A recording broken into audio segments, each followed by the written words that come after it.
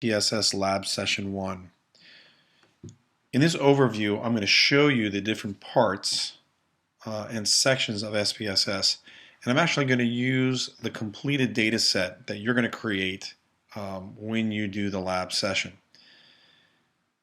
If you look at the very first sheet under SPSS Lab Session 1, you can read the objectives, and then I'm going to just walk you through all of the pieces of SPSS that you'll see on the screen.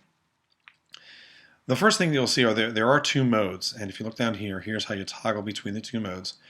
And the first one is in data view, and this is actually where you will be entering your data. Now you'll see here that gender is actually a number. We're going to ask you to enter those as a number. Probably going to have you enter these as numbers as well, and then we'll recode them later. And then there's a variable view, and here you can look at each of your variables like ID, period, gender, and if you look across the row, you'll see there has a type, a width of the column, how many decimals to recognize, etc.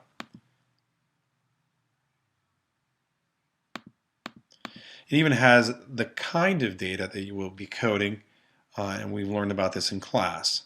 SPSS recognizes three types of data: ordinal, nominal, and then when we talk about scale or interval or ratio, it considers both of those scale data. So that's the variable and the data view, and you can toggle back and forth between those two. If I go back to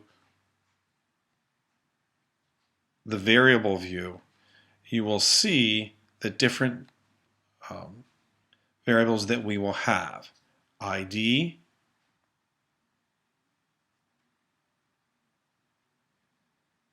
period, gender, ethnicity, Q1, 2, 3, 4, 5, ELA, semester 1, 2, homework 1 and 2. And if you look across the top, you can see the different how we will define each of those variables. There's a name for each variable, a type, a width, decimals, label, values, what we tell SPSS to do with missing, how many columns, if we're going to align it as we view it left to right, measure, and then some other things there. On the second page of your lab session, you'll see a listing of the different parts at the toolbar, and you'll see open file, save file, and you can just go across and look at those. There are a couple of extra tools on this toolbar. I have a newer version of SPSS, and you might see a couple of extra tools up there. That's just an overview of the SPSS screen and the difference between the data view and the variable view. And that concludes the overview for SPSS Lab Session 1.